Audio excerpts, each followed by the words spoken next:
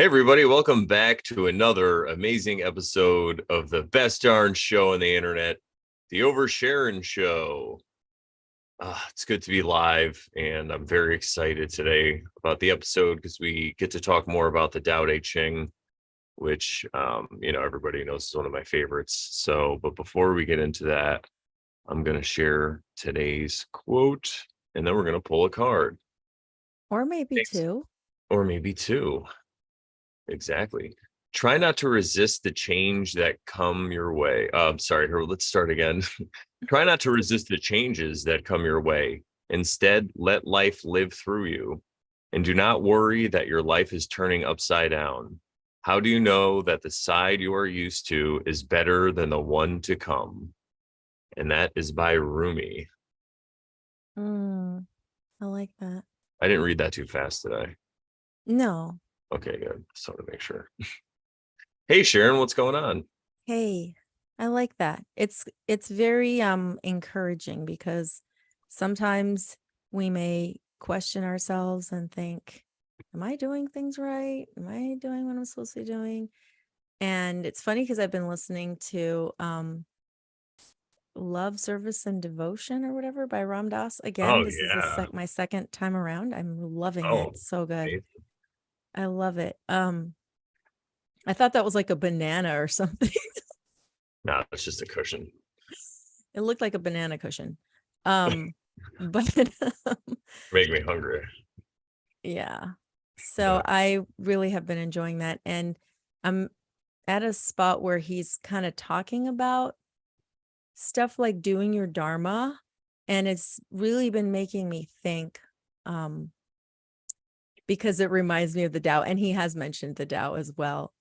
So it's encouraging because sometimes you might think, am I going about things the right way?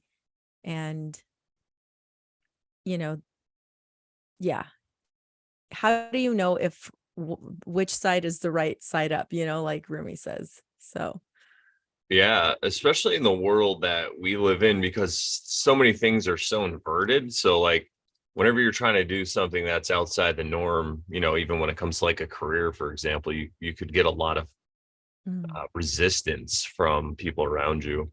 So, yeah, totally. And I'm so glad you brought that thing up with Ram Dass. I've listened to that maybe thousands of times. No, but a bunch of times I've listened to it. And I used to listen to the Bhagavad Gita before I went to bed. And then once that was over, however many weeks it took, then I would listen to that interpretation. And the quotes in there alone are so worth listening to it. So I definitely oh highly my recommend. gosh, I started clipping them in the Audible and like saving the clips. And like I've been wanting to like not just clip them, but like record them with something else so that I can share them.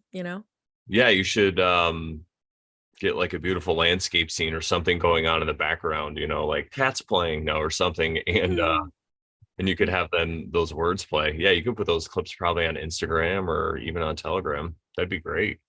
Yeah. I think I've done that recently, or at least I thought I did. I need to go back and look.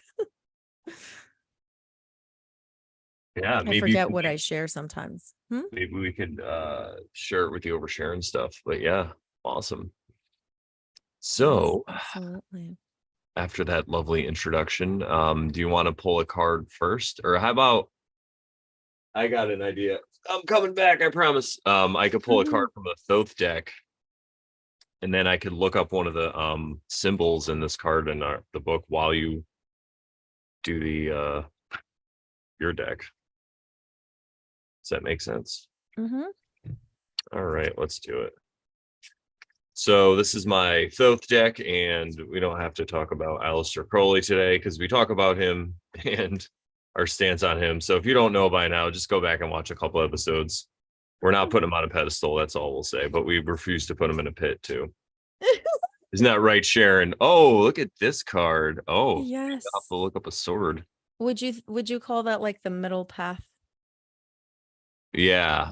Yeah, kind of. Because they talk about left hand path and right hand path is something we've talked with the lovely Benjamin Balderson on our show. And one path is kind of like you follow strict religious dogma, or some kind of set out thing that somebody else set down. And then the left hand path is more about just kind of doing it intuitively and figuring out your own way. And I think there is kind of a middle ground that you could do with some of the beautiful religious texts like the Tao, which we're going to be talking about later, where you can use these to kind of help you in your path, you know. But yeah, the Ten of Oh, Swords. There's a heart in here. Maybe I can look up the heart and kind of read a little bit about that. But everybody talks about how swords are so abrupt, and a lot of people fear to get the swords in their readings. They feel like it's here, I'm gonna pin myself. They feel like it's a bad omen or something, right? But if you look at this card, I mean, it's really cool. It kind of falls in line with fall because you have the orange and the yellow. It's like a fire that's burning away, and you could think of just the cold weather and everything coming, at least here to the Northeast anyway. That's gonna take down all the leaves and stuff. It's like a part of the death cycle, and it burns away all the leaves. But 10 is a completion for sure. So, and it also has to do with like mental things, right? The ideas, that world of air. So it's kind of like a completion of these ideas. And I think when that happens, sometimes there's a burning away of things, so just like as there's a completion with the end of summer, right? When we're back on, both of us now. So, Sharon. right. And then it turns into fall and all the leaves fall away. It's like a death, but then we all know that spring comes and it starts all over again. So I think that's kind of what this card is telling us. Maybe there's an idea that we built and held on to, or some kind of group of ideas, and then putting them together, it might have shattered some other ideas that we held, because there's some broken swords in here too. But that's what I would say about the Ten of Swords on this episode. Nice. Did you want to look in you had this idea of like using your new symbolism books to look up what things symbolize? Yeah. So what I can do is, while you do your thing with your deck of cards, I can look it up, and then I I'll mean, be I ready can to use go. my book too. Oh, yeah, maybe you Signs should. and Symbols of the World. There was a heart, so I'm gonna look that up.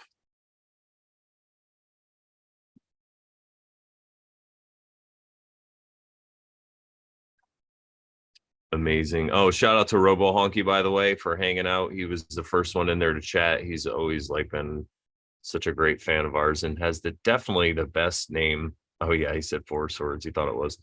He has the best name on YouTube for sure. And Interesting. This book doesn't have a sword in it. really, What can I look up? A heart, would you say? yeah, you can look up a heart, because I just found the sword, and I can read about that. Before I do, though, I will just say, go to morelawsmoreproblems.com if you want more of the Oversharing show, and click on the Oversharing tab, and you could support us. And but the best way to support us is to come here and subscribe, like, thumbs up, all that fun stuff, and share us around. All right, that's our commercial. So, Viking warriors gave names to their ornately hilted and treasured swords: Battle Snake, Sea King's Fire, Ice of Battle, Dog of the Helmet, Leg Biter. Ancient dances sometimes cast a sword into a peat bog at the demise of its owner. So identified was the personality of the swordsman with that of his sword, and so much did the sword have a life of its own, that it seemed advisable to put it out of reach. Likewise, in Celtic Britain's great myth of kingship, the sword Excalibur, embedded in red marble, yields itself only to Arthur, and is returned at his end to the magnificent Lady of the Lake. Swordplay in the hands of a master has been compared to ice, lightning flashes, fire, gold, and the sharpening of the psychic power of seeing in order to act immediately in accordance with what it sees. The sword, a pointed, slender, elegant dagger of glinting metal, evokes something drastic and ensouled. Not a primitive weapon like a club or an axe, the sword presupposes metallurgical refinement. Skilled craftsmen to make it, an elite training in order to practice its deadly art. In Japan, which often painstakingly, there we go, produce swords by laminating thin layers of metal. The swordsmith, that's me, Hmm. conducted his craft with religious soberness, inviting guardian gods into his worship after roping it off to exclude evil spirits. Ooh, evil spirits. Donning ceremonial robes and performing ablutions, he achieved a state of perfect concentration reflected in the design. The origin of the sword was the Bronze Age discovery, allegedly, that steadily sharpening a dagger produces a fatal point, and subsequently it served as a warrior's main weapon until modern firearms reproduced it to the bayonet. But as the lightsaber of Star Wars, Luke Skywalker attests the phallic sword still burns with life. Wow, that's pretty good. There's more, but I think that'll be good for our show. Yeah, sounds good. Wow. I like that. It's a pretty cool book. Oh, maybe I should, for the audience, just so we know, this is one of the books that was recommended by Mario Garza of Symbolic Studies, right? Did I get all that right? I think so. Book of Symbols. I think so. That's one of the ones I think that was on his video of recommended readings. Here's the other one that my lovely woman got for Oh both. yeah, that's another one he recommended. Yes. So I'm excited to add it to my collection of books of symbols. Nice. But I Now like I that. looked. Go ahead. I was going to say the first one I showed I like because it's a lot different. It's not like a dictionary. It's more like a, I mean, you saw how it read. You know what I mean? It's more of like a literary work. Yeah, absolutely. I looked in my book and there was no sword and no heart. So I don't know. It's kind of interesting. Some of the Your book doesn't have any heart, I Sharon. know it's I don't Get know. It rid of has it. other symbolism, maybe, Well, you can always just pick to, or open to one. We could do that instead of reading a card if you This want. is hilarious. Look at what I opened up to. Oh, I'm gonna pin you. Hang on. Replace pin. Oh, oh, Jesus. Well, we can't talk about that on the show. So, see, guys, I bring the comedy. We both do. It's like accidentally perfect. Oh my, okay. Gonna get a So bit of funny. esoteric wisdom, and you get some comedy instead. We can't talk, Yeah, so but we'll get kicked off YouTube in a minute. Oh, I just realized that nobody can see my smiling face right now. There we go. Okay. because you pinned me. Okay. Now only when you talk. So we did see your face. Oh, okay. Good. Well, Yes. do you have anything more to say? No, I'm just getting the download ready for this episode for the DAO, but no, I think unless you want, I it's up to you. I mean, pulled a card oh, okay, yeah, go with it. from the from the I Ching deck.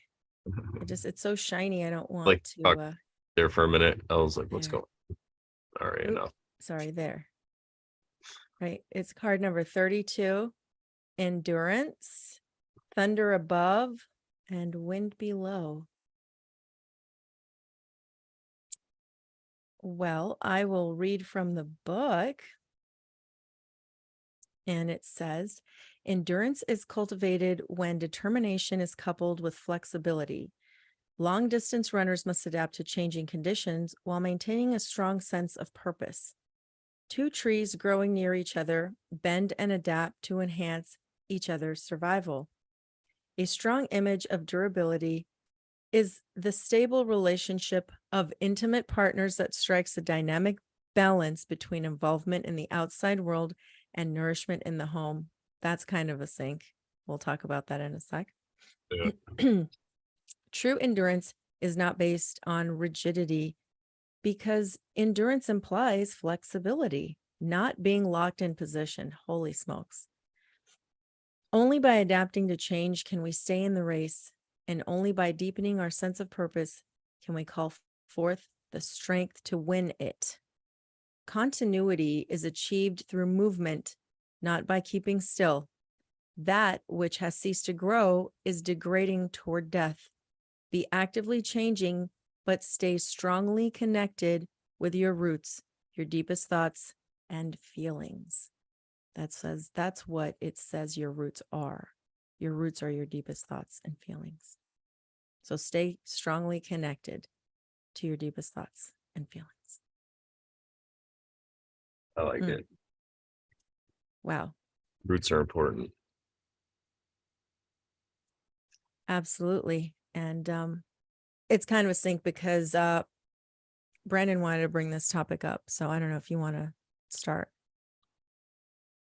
Yes, I did. I came to a realization with all this wisdom that we talk on our show lately, is that in my relationship, when you get into a relationship, I often heard it said it's like a mirror, a direct mirror for yourself, and it could be very challenging, obviously.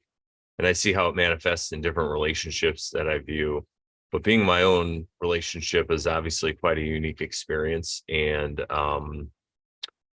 I think that I realized something recently, which is like, all these topics of uh, self-healing and all this stuff we talk about. When we see somebody that's next to us where we think we know more than they do about it, or we figured it out in our own lives, so we try to share that advice, which we all know is like always such a bad idea to give advice, but we want to, though, because we want to help people around us. But when you realize that the concept of the mountaintop that people try to achieve, that they try to reach, and there's different pathways for people to go up, and you might be farther along on this mountaintop than somebody else. And, you could be a giant like me and had to make these strides that other people have to find a different way that maybe I couldn't, because I'm a giant. It would have I would have been prohibited. Maybe the branches are real low or something. Right. So anyway, but I can always kind of give like hints, I guess, or different techniques that I've used I can share. But something I've noticed with my woman, and this is a realization that I had, was that if I just accept her for how she is, just because, I see things one way, it doesn't mean that I'm exactly right about it. And especially because she's a woman, there are inherent differences between men and women. So it's gonna affect the way that they view certain things or even just do things in their life. So I realized that if I could just come from a place of acceptance and just accept it first. And I had this realization a few days ago, but I told her about it today, and she was really happy about it. Because at first, when I thought about it, I'm like, I don't want to sound like I know more than her, and I'm like, oh, I'm this guru, and I just don't know I how to. figured it out. I'm there, man. I'm gonna go to a mountaintop. Yeah, but so I think this acceptance is really the key, because so if I come from a place of acceptance, there's no resistance. And I think that people can, And there's the flexibility that this is talking about. yeah, for sure. And people can instinctively pick up on that resistance if I'm trying to change them or show them a different way or whatever. It's just at the end of the day, I'm not accepting them for who they are. And as long as she's not hurting me, I don't care, it's like, yeah, why not? So that's the realization I wanted to share with everybody. I hope that helps you guys. And it's something I'm going to be working on. And of course, it's not like it's perfect. I'm not always going to think this, or maybe I will. Maybe it's I don't want that negative self-talk going. But all I'm trying to say is like, it's steps that we go to. And again, I don't feel like I'm better than anybody else or whatever. So don't put me on a pedestal. Don't worship Absolutely. in the future. And People in the future. and I concur. I've had to have discussions like that with Cody too. And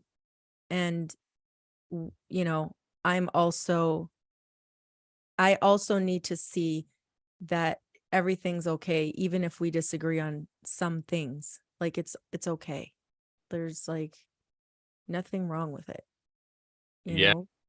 Good to disagree on things, I think, because then you could look closer at your own beliefs, because maybe you are wrong and maybe you're right, but maybe this other person has a point, and then your worldview shifts a little bit to accommodate this truth that you didn't see. Because sometimes people like Sharon and I, we're geniuses, so picture people. Sometimes a little picture, well, I know I speak for myself. Sometimes a little picture stuff I will trip over once in a while because I'm like so busy looking at the big picture. So it's good to Mm, have that balance for sure, you know. yeah, And absolutely. as long as you could realize, that's another thing that I said to her. I'm like, this is a few months ago. I was like, we should prioritize the matters as they come up. Like if there's a little disagreement we're having, let's Mhm. prioritize it.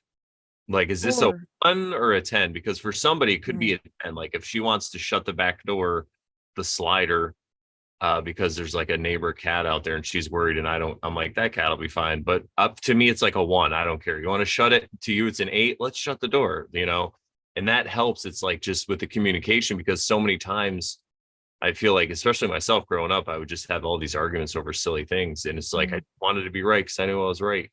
But it doesn't always matter if you're right. If it's not that important to you, who cares, you know? So right. And there's another an element to that as well. Like if you are seemingly fighting about or arguing over something very, perhaps very simple, and you're like, why are we yeah. arguing about this? It's kind of silly.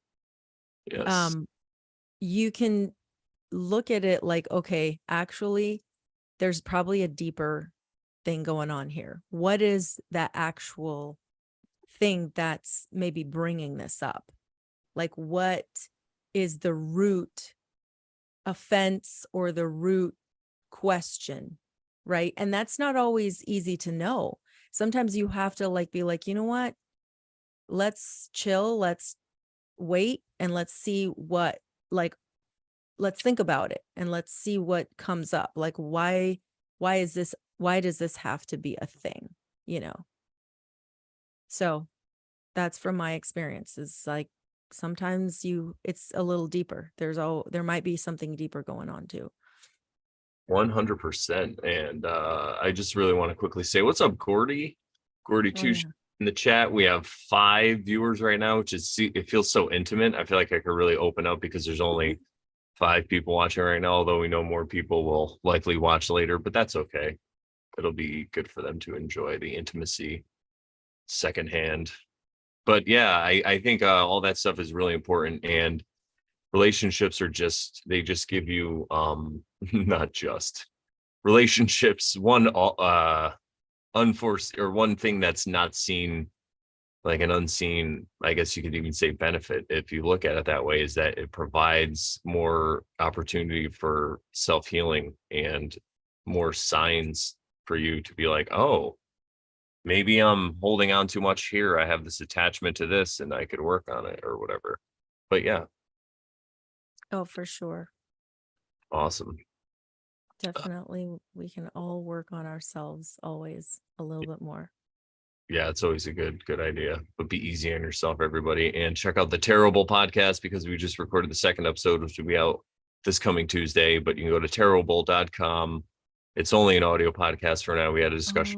This I Oh, might put it on, I'll probably put it on YouTube with like pictures and stuff, but we're gonna keep okay. it for now. But yeah, check it out. It's been really good. We updated on our current situations, and it feels like it's healing. It's more like this show, it's like more therapy. It's just great. Mm-hmm.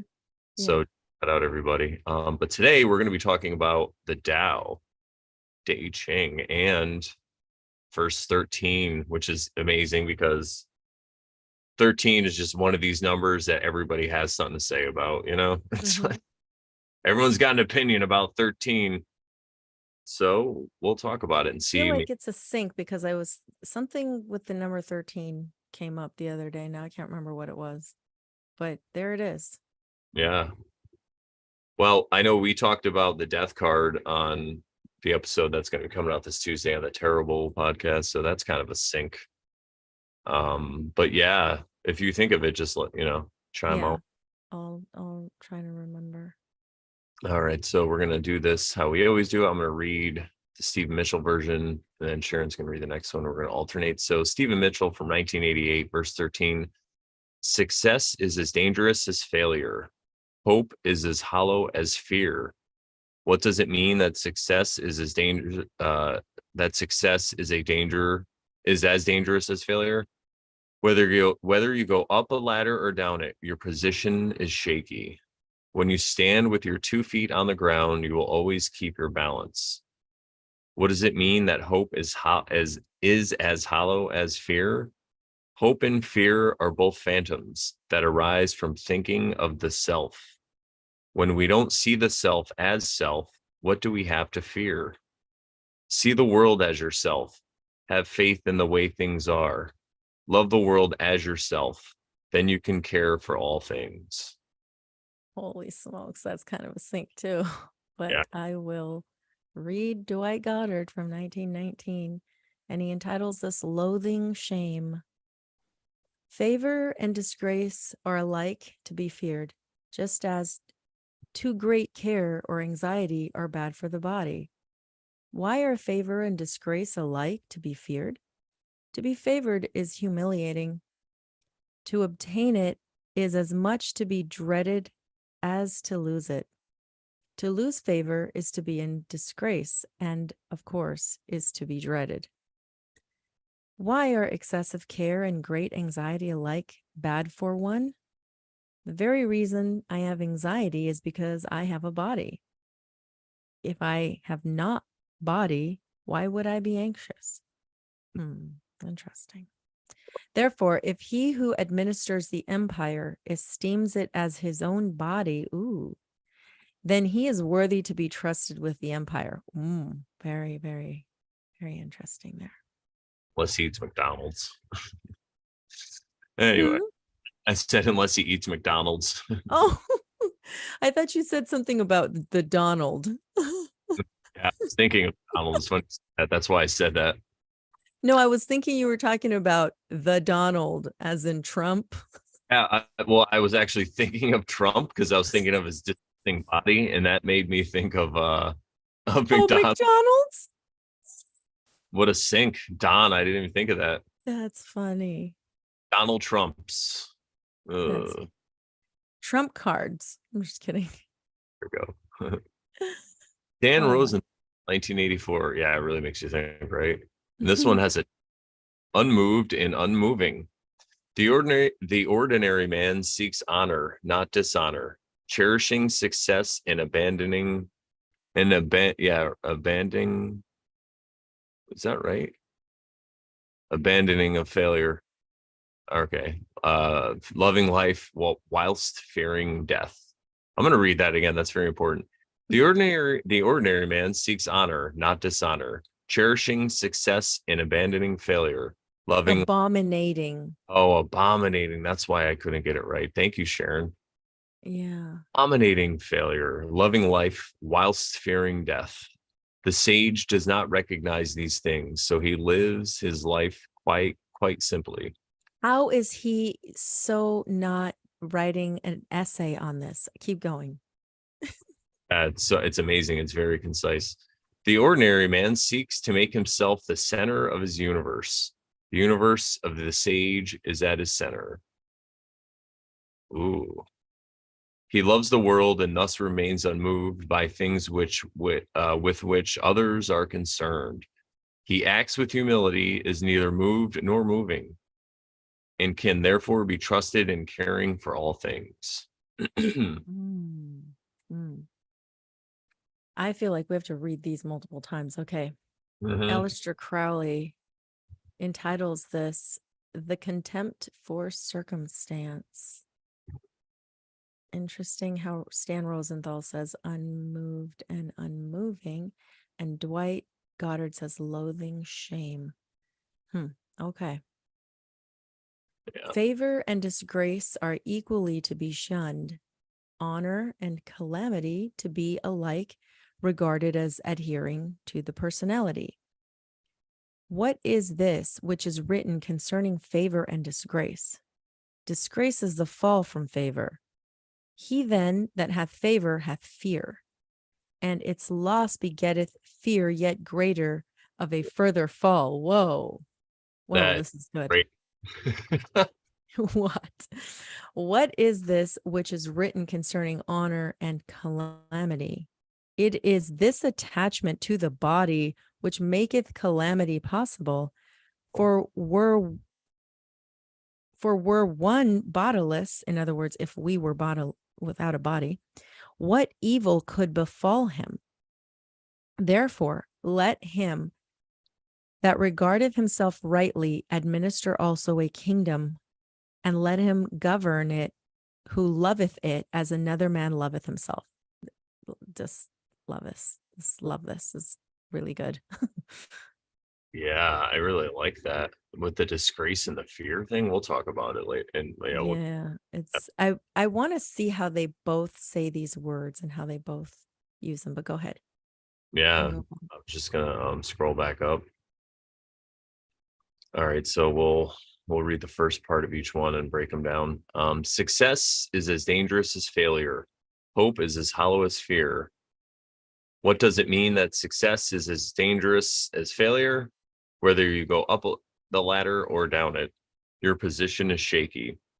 When you stand with your 2 feet on the ground, you will always keep your balance.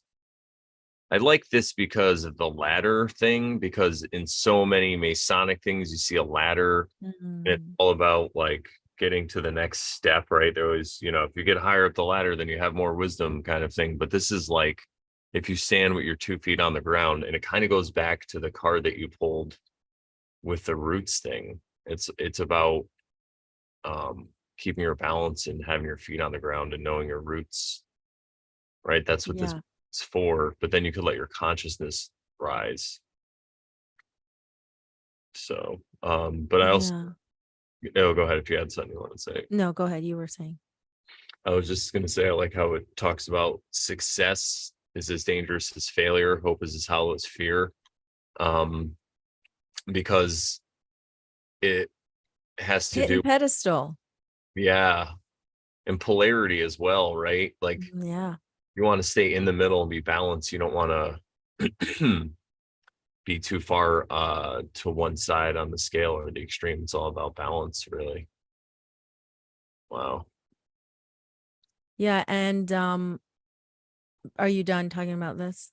Yeah.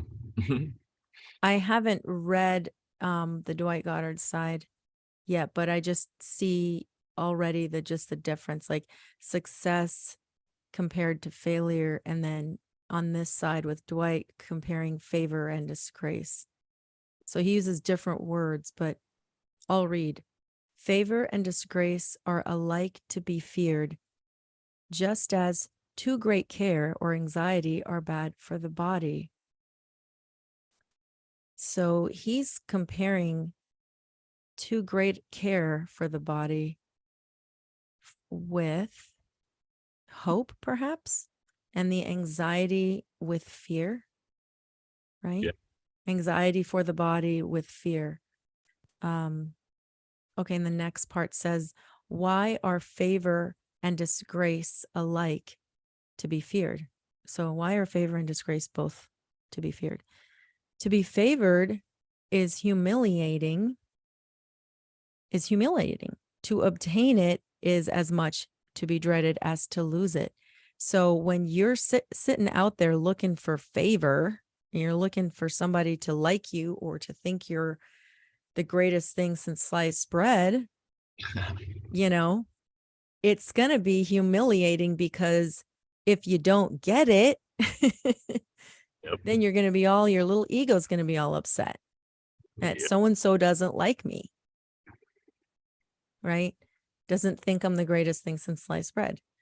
Okay, so the rest of it says to lose favor is to be in disgrace, and of course is to be dreaded. So yeah, so when somebody loses favor for you, what are you going to do? If you are looking for external validation, then yeah, you're going to dread that, right? And of course we all go through this. We all want to be loved. We all want to be cherished. And we all want somebody to think that we're great and we're awesome.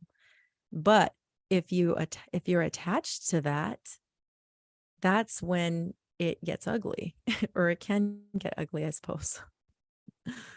Yeah, very well said. And I also like how you could see the materialism seep in, like from 1919 to 1988, because in 1919 they're talking about favor and disgrace, and in 1988 he's saying success or failure. Mm, It's like mm, honor isn't as important anymore, so it's hard to use as a mm, or as like a so they can use failure and success because that's what people associate with that, whatever they're trying to express it, mm, the feelings. Isn't that crazy? mm. That is a very, very interesting point there. Little observation that I made. Yes, Mhm. disgrace back then, and now people are like, but I gotta succeed. Mm. I'll bring us back to the Tao. There we go. Okay, so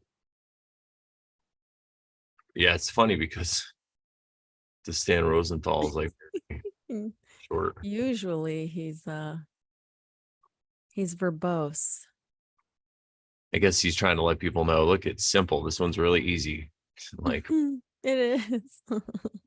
the ordinary man seeks honor, not dishonor. Well, see, he's talking about honor in 1984, so that's good. Maybe between 84 and 88, the world went to shit.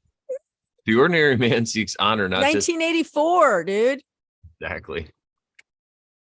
It was all Tina Turner's fault. If it got published in 84, it means he was writing it before that. So Yeah. after 1984, it all went to hell. It did. I blame Tina Turner's solo comeback. Big Brother came around, and Yeah. then, it was the end of the story. Yep. MTV. What are you gonna do? Anyway, the ordinary man seeks honor, not dishonor, cherishing success and abominating failure. Loving life whilst fearing death. The sage does not recognize these things, so he lives life quite simply. Wow. You know what I think he's doing too is he's commentating before the actual translation. Do you know what I mean? Yeah. Because nothing is said about the sage in the other verses. So I think he's taken this little bit and brought it forward and said, I know it comes at the end in Chinese, but I'm going to tell you right now about the sage. Yeah. I like it. Okay, so did you have any more to say on that? No, I mean it's pretty concise. I like it. So yeah, honor, dishonor, we have success and failure, and then we have also favor and disgrace. So we have different words being used. And Aleister Crowley uses the same words as Dwight Goddard, favor and disgrace. Isn't that crazy? Yeah. Same time frame, so not surprised. It was in the ether, probably, could it be? Yep. All right, so Aleister Crowley, favor and disgrace are equally to be shunned, honor and calamity to be alike regarded as adhering to the personality. What is this which is written concerning favor and disgrace? Disgrace is the fall from favor. He then that hath favor hath fear, and its loss begetteth fear yet greater of a further fall. I love that. Like it just says, if you're worried about being disgraced, then you have fear. Mm-hmm. Mm-hmm. And could it be that by continuing to be in that energy vibration, you could have another fall even greater than maybe where you're at now? Yeah. But fall is good too. Falls are good because they mean that you have to get back up, and they imply a lesson to be learned if you're willing to learn it. Yeah, 100%. And not wallow in victimhood, 100%. The yeah. you're gonna say were you gonna say something or Go ahead. I don't remember. In the beginning part of this where it says that honor and calamity to be alike regarded as adhering to the That's person. what I wanted to comprehend. Yes, thank you. Yeah, so that he's saying that that's part of the ego. That's like part of Mm. that's that part of yourself. Yes, indeed. How he puts it, because he's just telling you it's regarded as adhering to the personality. So there's a higher Mm. self that isn't worried about honor or calamity or favor and Mm. that stuff. So there he goes. So he does use favor and disgrace like Dwight Goddard does, but he also uses the word honor and calamity. And he uses calamity instead of dishonor. Rosenthal uses dishonor, but he uses calamity. Very, very interesting. Yeah, I like that because it has more to do with chaos, and he's always associated with chaos magic. So I think he's just trying to say that, the chaos is just part of it. So you can either accept it or not accept it, right? Like, Very, very nice. This is a good verse. yeah, I love this verse. All right, Verse 13. verse 13. And it's pretty cool because you were kind of talking about death a little bit, you know. The Um, death card. uh-oh. Until 1988 version, the bottom's the second part. What does it mean that hope is as hollow as fear?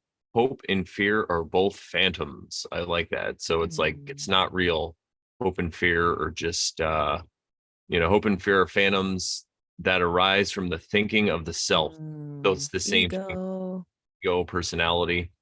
When we don't see the self as self, what do we have to fear? And I love how he asks a question, you know, Mm-hmm. not making statements here. He's just like, when we don't see the self as self. And again, it could be taken by the new age and all this stuff, but I think a good translation of this is kind of like in the spiritual realm, right? Not in the physical, but in the spiritual realm, there's a higher self. You can know this. And then that could help you not be a victim in a lot of different circumstances. When things are happening to you, you could say, maybe I'm supposed to learn from this, or all this great stuff we talk about on the Oversharing show. But I think that's really what needs to be highlighted here about that stuff. It's like, what do we have to fear if we know that we are technically immortal beings or energy or whatever. So Yes, absolutely. and then this is really cool. I like this part too. See the world as yourself. Have faith in the way things are. Love the world as yourself. Then you can care for all things. Mm. So I love this because have faith in the way things are. I mean, that just really kind of sums everything up. It's like trust the plan. It's like what you were talking about in relationships. You just accept the person that you're with just as they are. You don't have to agree with them on everything. And not only accept it, but have faith in the way that they are. Like, know it's the way it's That it's supposed for a purpose. to. Yeah, exactly. I love that. That's great. Never know the purpose, but as long as you know that it's a mystery, then you don't have to be all bothered by it, right? Mm-hmm. All right, ready for the next one? Let's do it. All right, Dwight Goddard, second part of verse 13. Why are excessive care and great anxiety alike bad for one? The very reason I have anxiety is because I have a body. If I have not a body, why would I be anxious? So there we go with the spiritual realm again. I didn't finish, but I'm just commenting on this because I see it, it's Yeah. like, that's just the material, it's like you have anxiety because that's inherent to materialism. Could it be? And if you didn't have this material body, you wouldn't be anxious. You wouldn't be worried about anything. All right. Next part of the verse says, therefore, if he who administers the empire esteems it as his own body, and when he says empire, he means the realm, whatever this ruler is ruling over, then he is worthy to be trusted with the empire.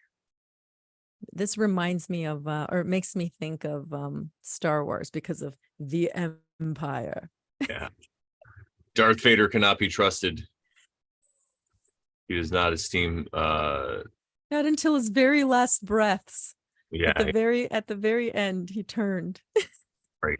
He refused to cover his smiling face any longer. Good for you, Darth Vader.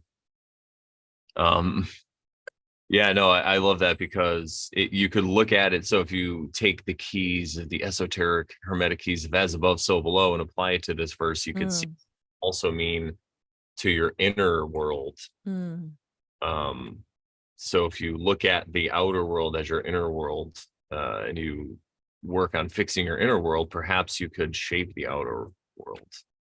I don't know, maybe. Yeah. And this little section of like loving your neighbor as yourself, could it be?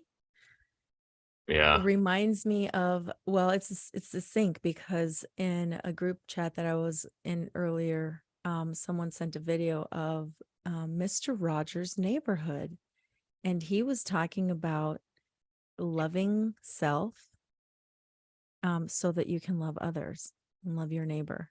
I sent it to Brandon. Brandon, you can comment too. Yeah, I love that. I think I actually remember seeing that as a child, but Mr. Rogers is just talking about like loving yourself and having to love yourself before you can love your neighbor kind of thing. Like he's nailing it back in, I don't know, what was that, like the 70s or 80s, maybe? Whatever that was. Yeah. Yeah. I didn't watch a lot of Mr. Rogers growing up, but I did see pieces of it.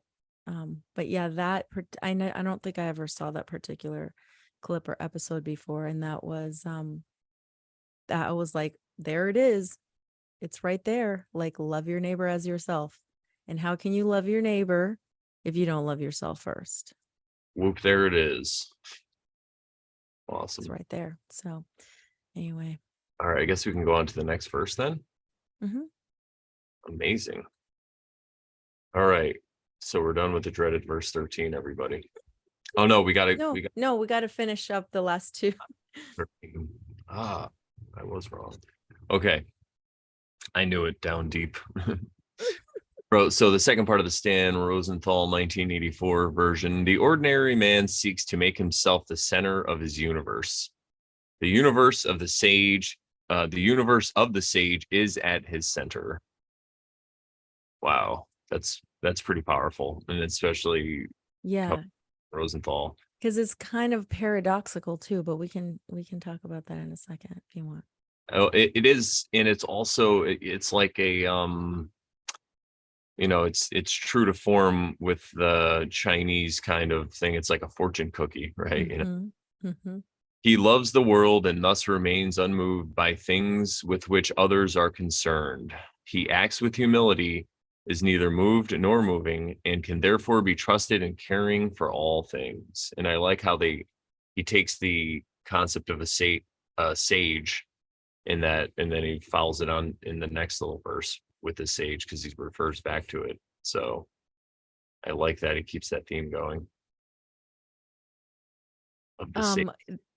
This reminds me of a meme that I sent to maybe a couple of the group chats, but there's a sign and it says, the meme says me. So I'm saying, God, please give me a sign. And then you come across a sign and the sign says like 4 words, 2 words, one phrase, another phrase, another phrase, another phrase. So like stacked, 2 stacked. And it says, I'll do it for the audience so they could see. It says, you matter, don't give up. But if you read it this way, it says, you don't matter, give up. Yeah. So it depends on how you're looking at it. Right? Yeah. Crazy. It's funny. It's like humor. Mm-hmm. A wise kind of message. Yeah. But yeah, you're right. It all just depends on your perspective on how you're going to read that. It's funny. All right.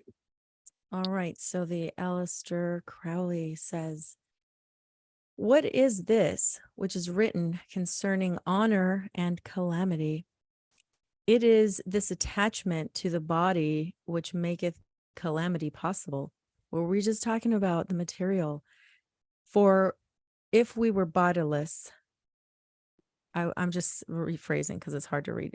If it says for were one bodiless, if we were bodiless, what evil could befall him? If, let's say, he were bodiless, what evil could befall him? And that is just what we were talking about, like the material versus the spiritual. If we were created in the image of God, perfect, we wouldn't, the spiritual realm, we wouldn't experience this. But it's the material that allows us to experience this. So nothing wrong with it, because then it brings us to these realizations, right? We're going to experience these things as part of this material realm. So finishing up that verse, therefore let him, I'm going to just a little bit paraphrase here. Therefore let he who regardeth himself rightly administer also a kingdom, and let him govern it who loves it as another man loves himself. There you go. There's loving your neighbor as yourself. And in that whole thing. Huh? He really nails it. I think it's my favorite out of the four. Yeah, it's a really good one. Sorry? I thought, were you going to say something? I was just going to compare it to Stan Rosenthal. It's just, he loves the world and thus remains unmoved by things which others are concerned. He acts with humility, is neither moved nor moving, and can therefore be trusted in caring for all things. See, there's in the Stan Rosenthal version, it just reminds me of doing, not doing. Way, woo, way. It's like he acts with humility, is neither moved nor moving, and can therefore be trusted in caring for all things. Anyway, that was cute. Yeah. It's one of those paradoxes that you think of if you're not opening your mind to like symbolism and all that stuff. Mm-hmm. All right, let's go. We'll go back to now. Now we could go to verse 14. Yes. To fix my eyeball. Okay. Verse 14. All right, so Stephen Mitchell from 1988. Look and it can't be seen. Listen and it can't be heard.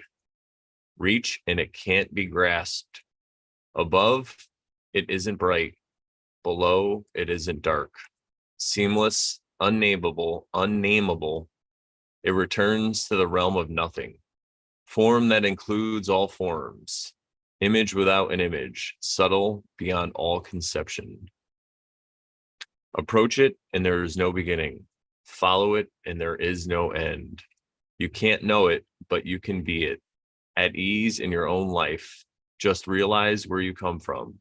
This is the essence of wisdom. You almost said Essene.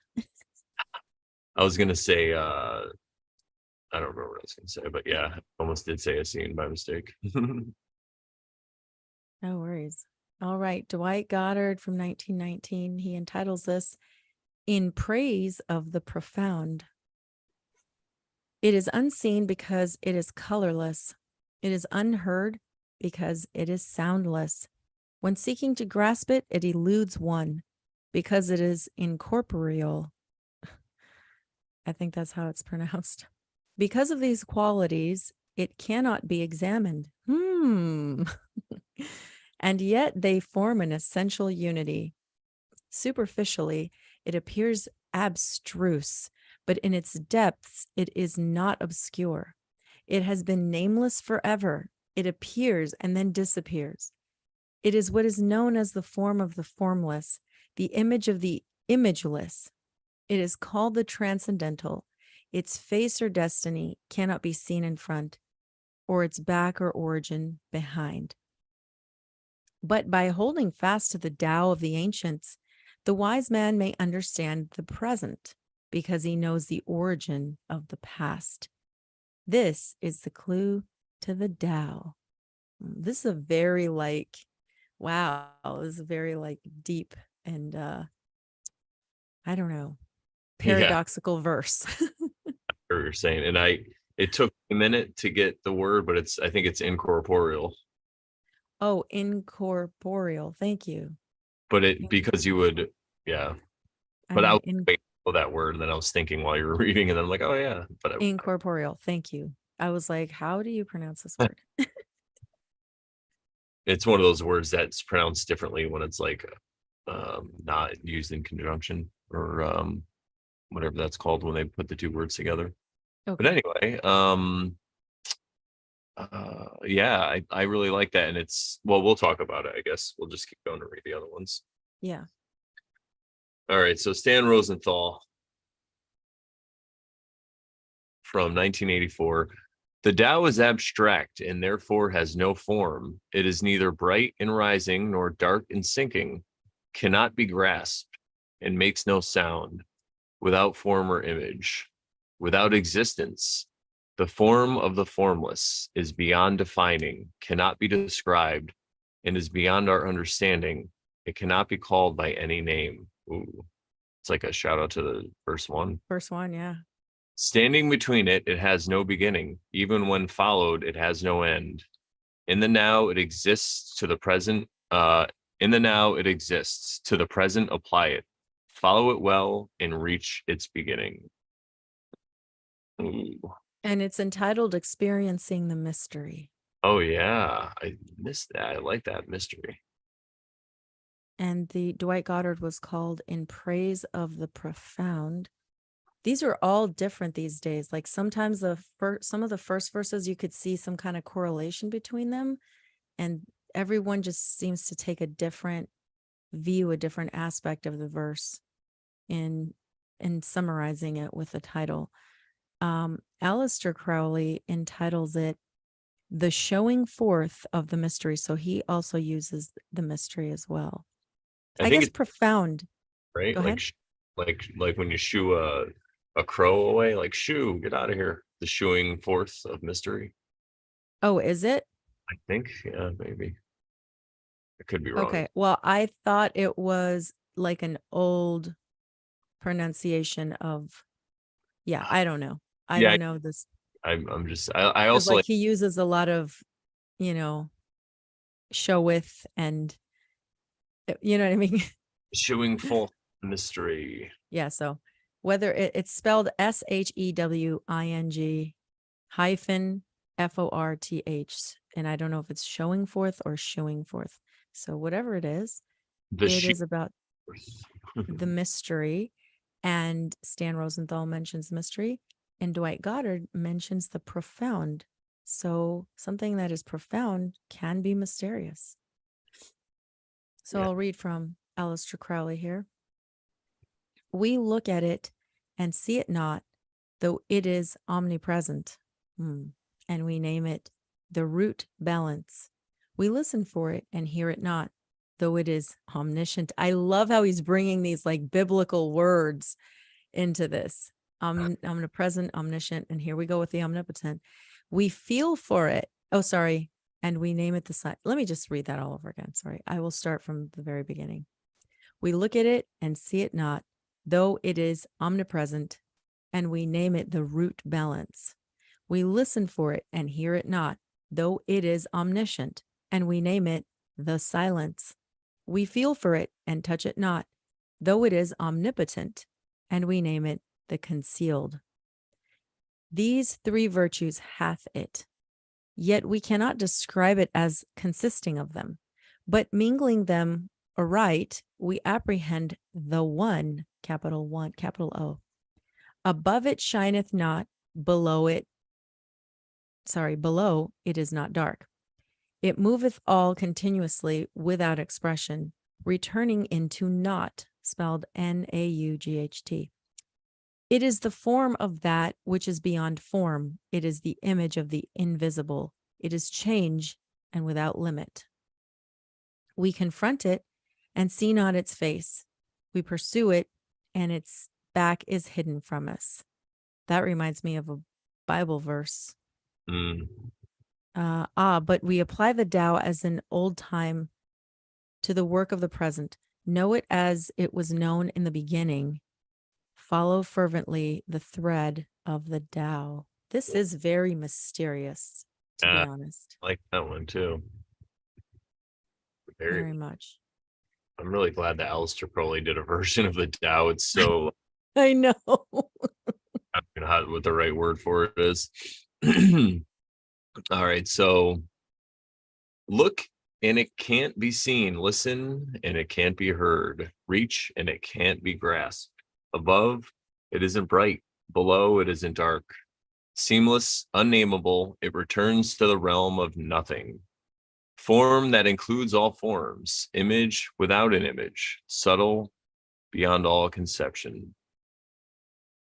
Hmm. So I like it because it reminds me, you're going to read that, Do I Gotta Run next anyway, but it kind of reminds me of the beginning of that, but I think they uh switch it off a little bit um toward the end.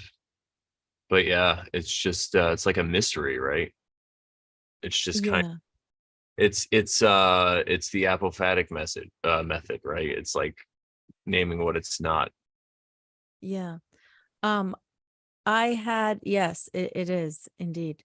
I had this thought earlier in the week, and I'm gonna see if I can remember it and maybe have use words to describe what I'm talking about. But I'll start by saying that this word nothing is actually broken down. It's no thing. So it is not a thing. It is not a physical thing.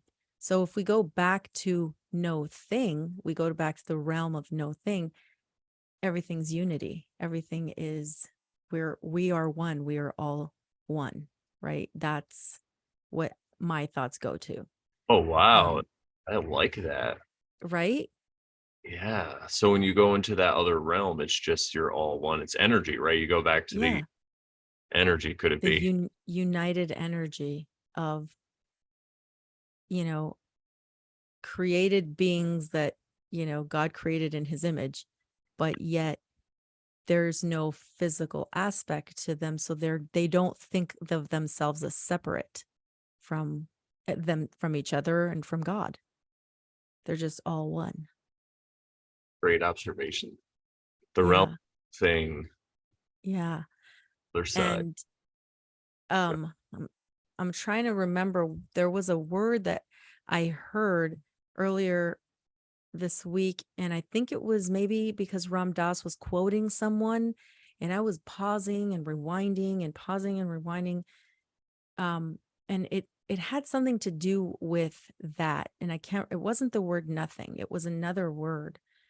It was like the what are some other words that are um like The the huh abyss. no, the whole concept of like being nothing, or being like non-existence. I Yeah. think they used some word like that, and I had to pause, and I'm like, what do they mean by that? What do they mean by that? It sings or something. Sings to me. Maybe.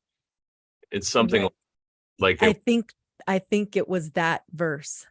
Yeah. Yeah, because he said something about non-existence, and I right, because I was like singing, and I was like, wait, what is he trying to say? This whole non-existence, what does he mean by that?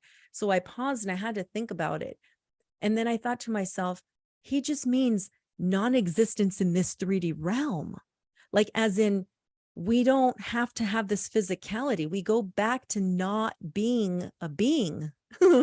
We go back to just being, not having to be one being, but just being with each other, with everyone in unity.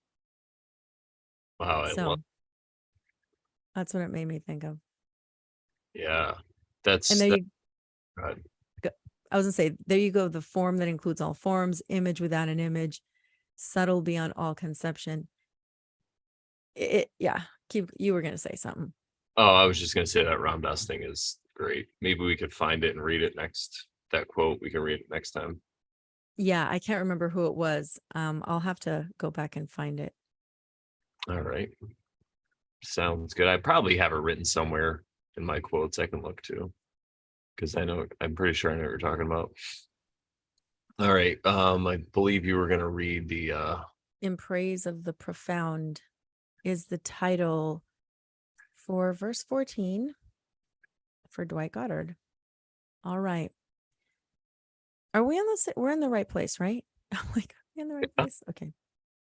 Oh, because he said the profound somewhere else too, right? which one? Didn't he? That was Oh my last. gosh. Oh yeah, because we were talking about the titles maybe in the mystery, the profound.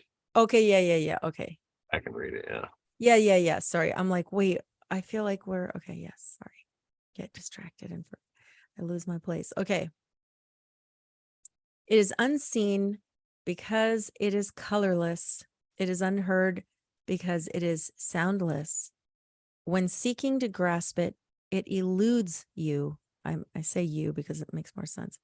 It eludes one because it is incorporeal. What? Incorporeal. Thank you. Um, Incorporeal.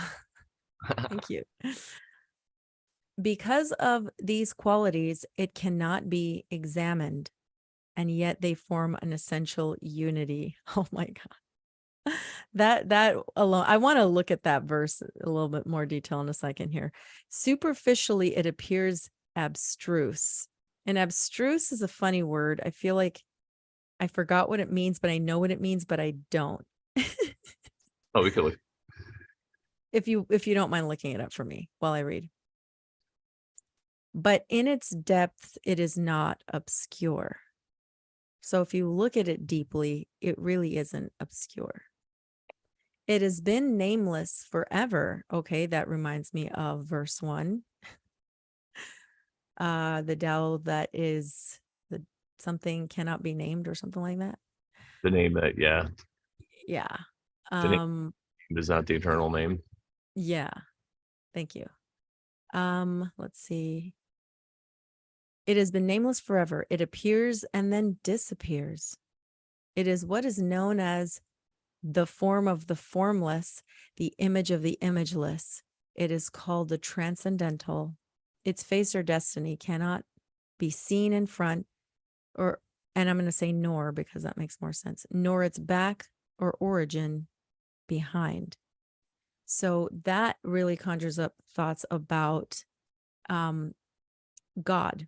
You know, when you think of God as not, you cannot like describe God. You cannot paint a picture of God. And I think we've talked about this before on certain episodes where perhaps the reason for the verse that says thou shalt not make a graven image is because that image cannot possibly describe all of God.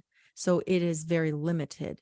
And so I'm not saying that I believe you need to follow all the 10 commandments because I don't know if, how shall I say? It depends on how you interpret them, I think. But anyway, that's what it reminds me of. And then I also think of when Moses asked to see God, because of this spot where it says, its face or destiny cannot be seen in front, nor its back or origin behind. And I think that God told Moses, allegedly in the Bible where it's written, that he could not see his face, but he would pass in front of him and then he could see him maybe from behind. Now, this, of course, says you can't see either one, but that's just what I thought of when I read that. Yeah. It's very very similar. So did you find the Yes, I did. It's pronounced, abstruse? I mean, it's hard to understand. Recondite or esoteric. Hard to understand or esoteric. Abstruse. Thank you. You're welcome. Well, there you go. Superficially, it appears esoteric. Wait. It wasn't done. Remember, Oh, I wanted to talk about Oh yeah, go ahead. because of these qualities that cannot be examined, and yet they form an essential unity. Well, I don't know. Maybe, do you have any thoughts on that?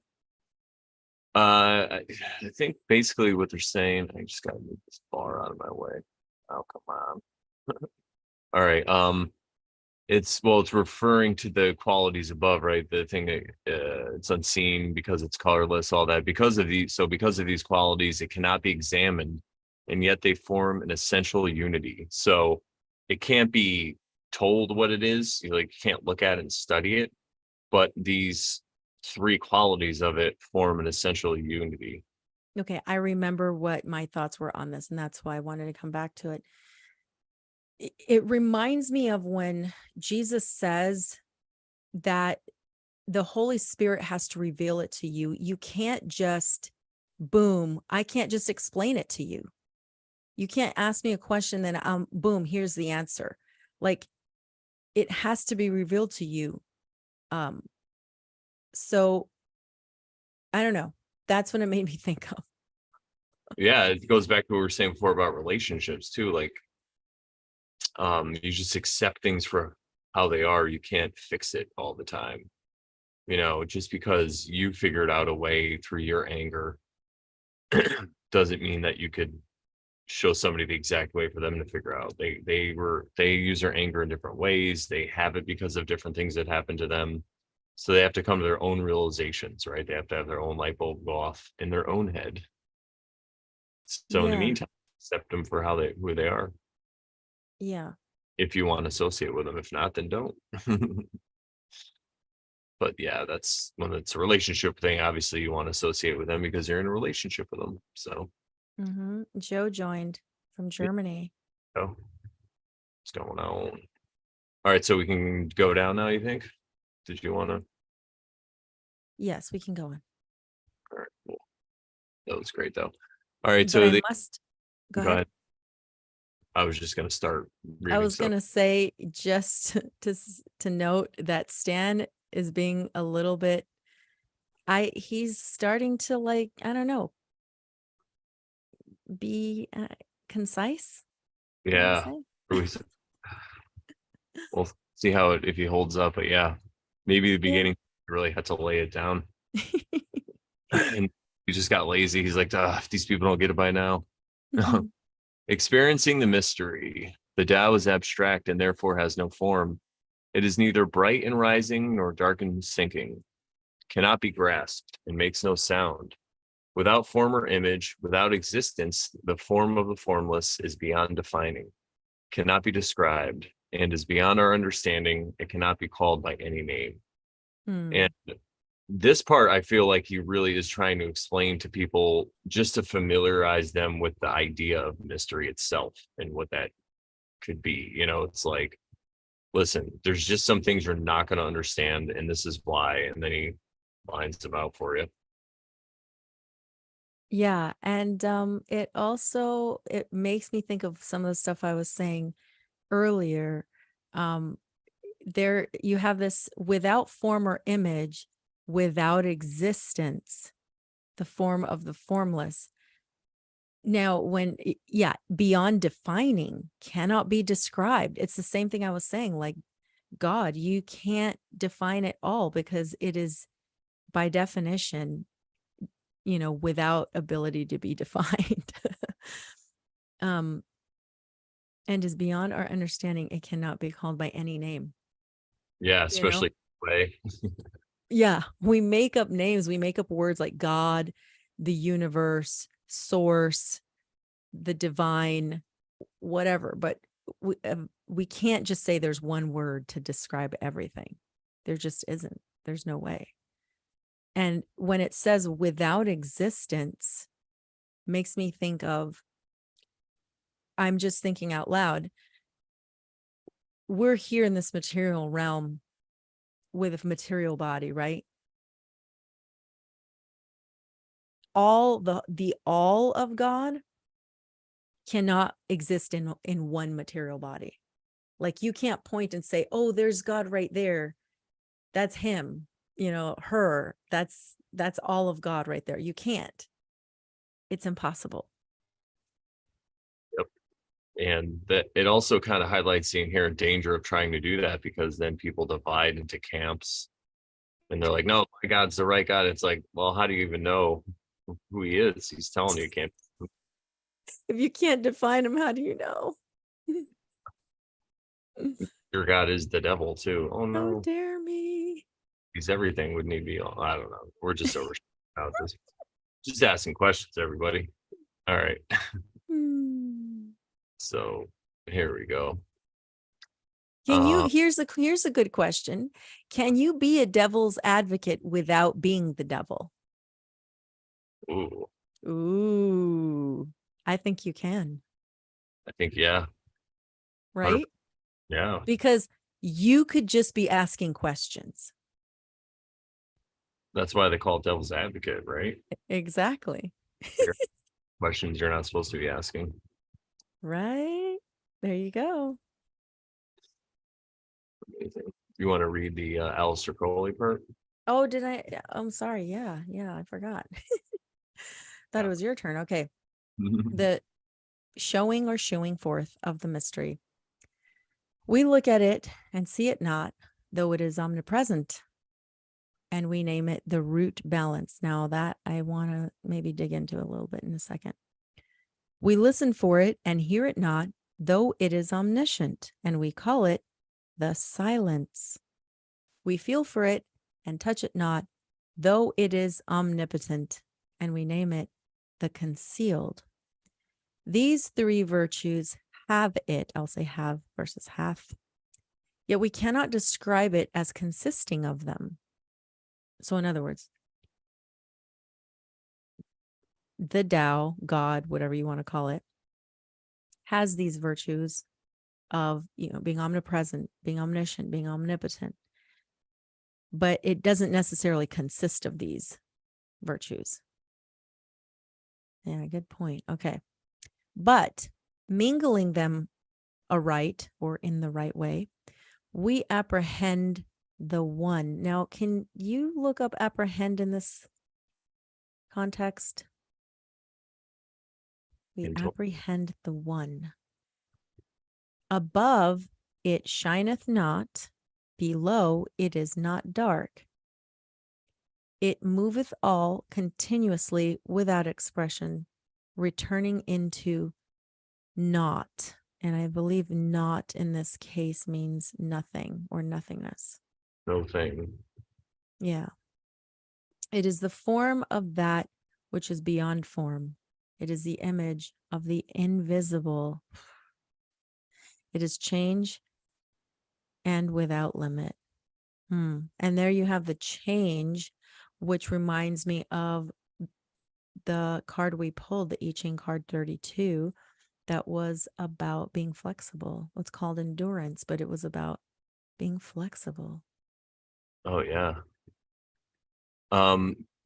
So apprehend in this sense would mean to understand or perceive, or I would say comprehend. Okay. We comprehend the one. All right. So omnipresent, and we name it the root balance. Do you have any thoughts on that? I think that what he's saying here is what the profane people would call it. Like, we look at it, see it not, though it's omnipresent, and we name it root balance. So maybe it's what connects us all together, or it's just the balance at the beginning or the root, and that's what we would call it. Okay. But there's really like no name for it. It's just cool. All right. And then we listen, hear it not. We call that silence, even though that means it is omniscient. Omniscient means it knows all things.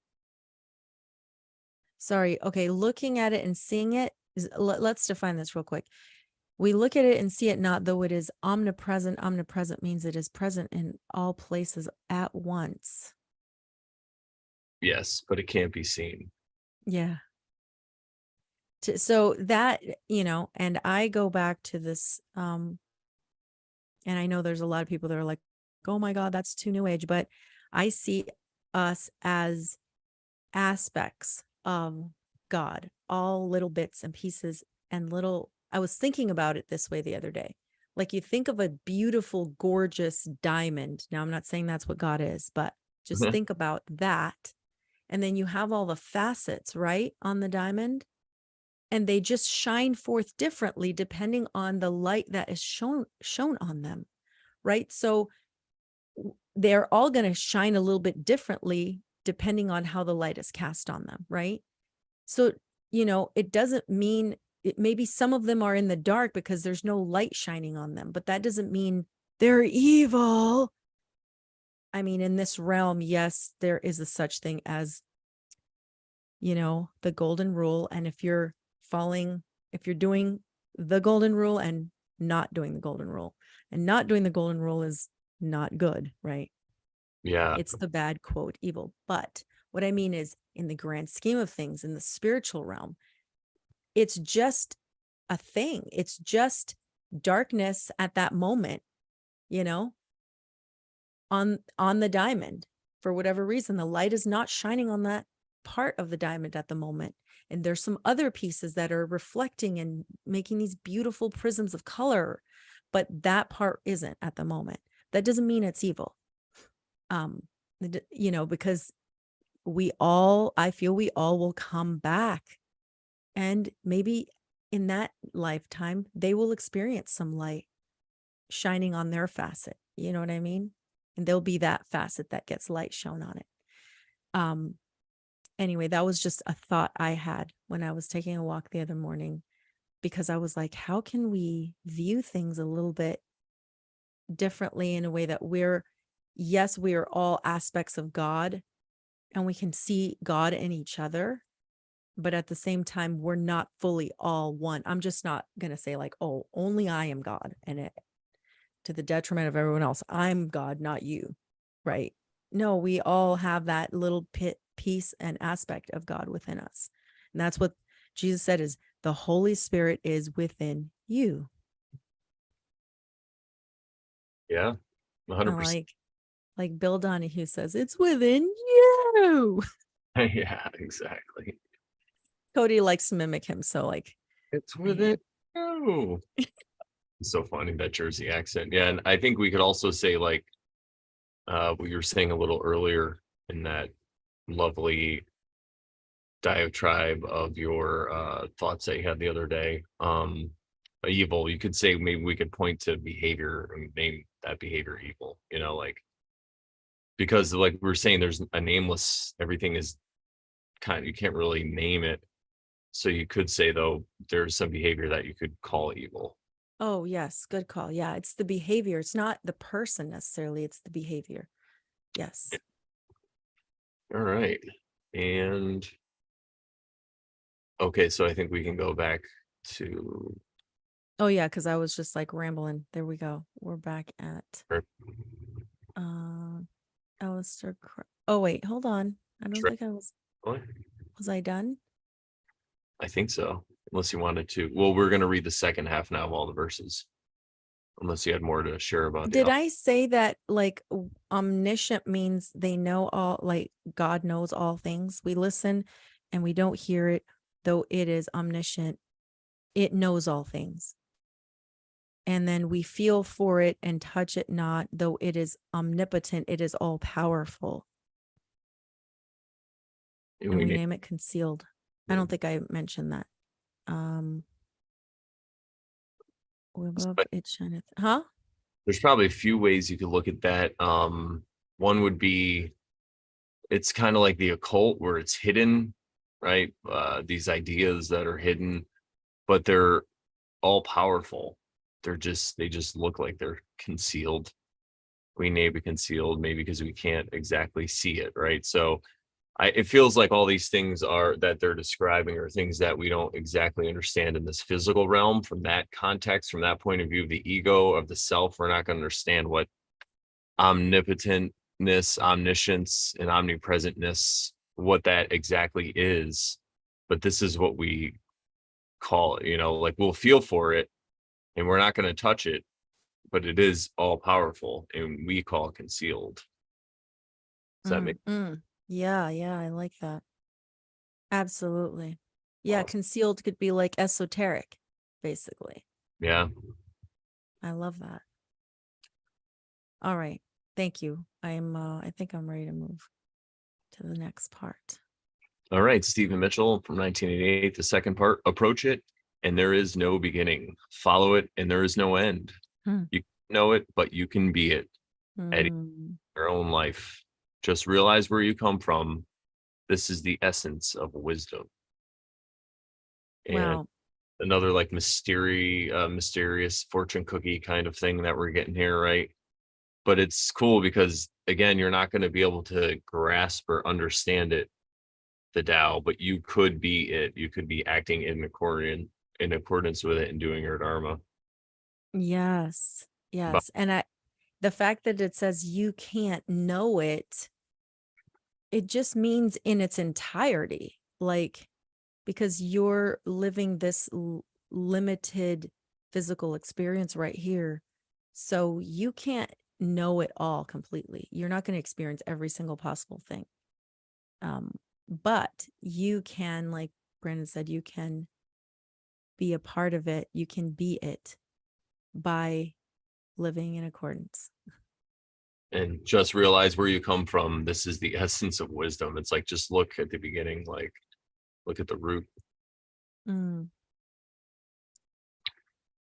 Awesome. Dwight Goddard, 1919, second part of verse 14.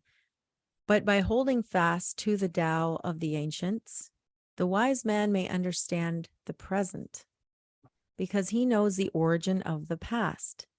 This is the clue to the Tao. I like how Stephen Mitchell talks about, approaching it and there's no beginning, following it and there's no end. I love that vision, visualization that he throws in there.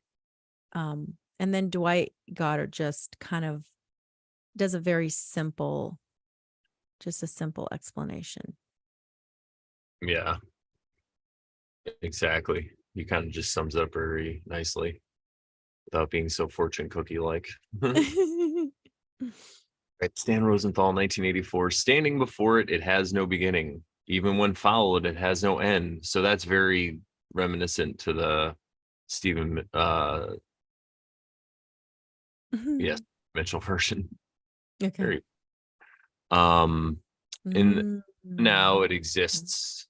To the present, apply it, follow it well, and reach its beginning. So this is really just talking about kind of present moment stuff where everything exists, all creation that's happening. It's right now. It's the tip of the spear, man. It's the point where the pen meets the paper to write the present moment. Very cool. All right. I'll read the Aleister Crowley second part of verse 14. We confront it and see not its face.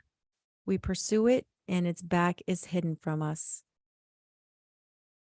But apply the Tao as in old time to the work of the present.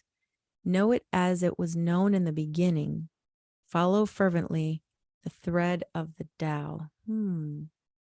I feel like what is his one like, or his version like? We confront it, see not its face. Kind of like a mixture of both because Yeah, I feel like that too. he's Its talking. back is hidden from us. See, this reminds me of the previous verse, right? Remember I Yeah. told you about the Bible verse when Moses said that you can't see my back or what my face or whatever. That Mhm. reminds me of that. Yeah, that's like almost the same thing. Wow. Why the Tao is an old time to the work of the present. But then these two guys talk about the present. Did the other guys talk about the present? Yeah. Yes. Yes, they all do. Yeah. Right. So that Wait. part of the mystery is the acknowledgement of the present moment. Like Huge. huge. Yeah. Well, that was pretty amazing. I liked it. I think we came to some pretty good conclusions and overshared some really great wisdom and knowledge for our lovely, lovely listeners and viewers. Thank you guys so much for checking out the Oversharing Show. Shout out to the chat, even though it was very intimate today. We still really appreciate it because, like I said, it might even affect the way that we carried forth the show, being so intimate. So you guys are welcome for that. If you'd like to support us, go to moreproblems.com, click on the Oversharing tab. There's several ways to support us. And the best is, though, obviously, like we say all the time, just subscribe to the Brandon Bonanza channel on YouTube. Check us out on all the podcast places where you get your podcasts. We do it through Podbean, but it can all be found at morelawsmoreproblems.com on that Oversharing tab. And what's that? What are you doing, Sharon? I'm going to read the last bit of this, if you don't mind. I don't mind at all. All right. So I always read the intro at the beginning, and I wanted to start reading the meaning of each of the lines at the end, just to see how it ties up. I remember now.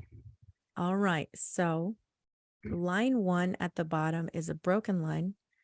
So I don't know if you can see.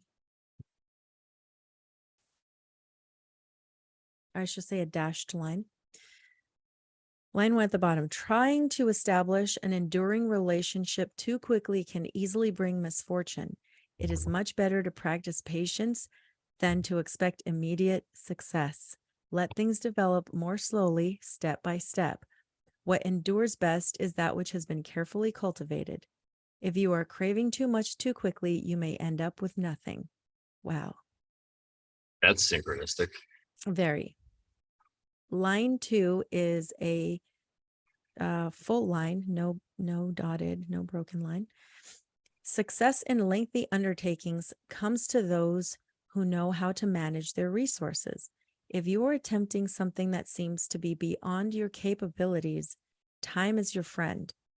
Focus on perseverance in seeing things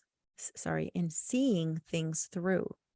Control your energy, avoid serious risk taking right now, and there will be no cause for remorse.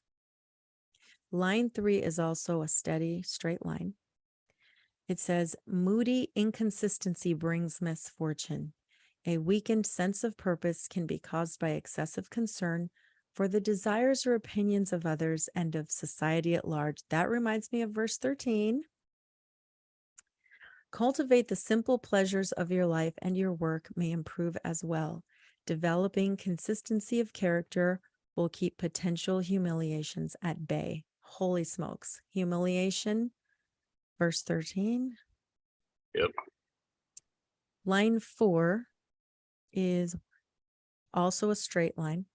Pure motives do not ensure success all by themselves. Skill is required, but even that is not enough. The hunter who searches for game in deserted areas can wait forever without firing a shot. Persistent searching in the wrong places will not be effective. Master the essential skills of your enterprise and position yourself wisely, and your efforts will not be in vain. Search for what you want in the right place, and you may find it. Line 5 is another dotted line. Only the true nature of the times can determine whether you should be supportive or assertive. There you go. There's the flexibility again. What role do circumstances ask of you right now to be an active leader or to be a follower? There is no formula, no permanent solution on the path to good fortune. To endure to the end, you must adapt and flexibility and be continually readjusting like a sailor tacking in the wind. Let yourself be guided by the winds of your higher calling. Wow, the Dharma we were talking about. And line 6, the last line, is also a broken line or dotted, whatever. Restlessness defeats endurance. Scurrying about in circles just makes one dizzy. Seek to regain your composure so that you can tune your body and mind like a fine violin. Only when the inner frenzy stops can your soul's sweet music echo through the halls of time. Perseverance furthers. Wow. That's some good stuff right there. Thank you, Sharon. I like it. Thank you for allowing me to read it. Yeah. And Cody's in there. What's up, Cody? Yo. And for the end, buddy, you got to go. Yeah. No, it's all right. But yeah, thank you guys so much for hanging out to the end. And thank you, Sharon, for putting on another amazing show with me. Quiet Sparky Bear said still the best darn show on the nets. Oh, Oh, thank you. That's yes, 100%. It's the only chat that makes Joe from Joker's Redemption not want to kill himself. So that's great. Yes. And It's still the only chat. there's a bit of comedy in the beginning when we went to look up something in the symbolism book. So if you guys missed that, go back. That's good. The topic we could talk about that we landed on. All right. What do we say to the good people, Sharon? That once you start oversharing, Then you totally stop being a Karen. And remember, we're not trying to tell you how to live. we're just trying to give you some ideas for how to live a little more simply. Perhaps could it be? Could it be? All right, guys, we'll see you next week. Take care. Later. All right. Bye.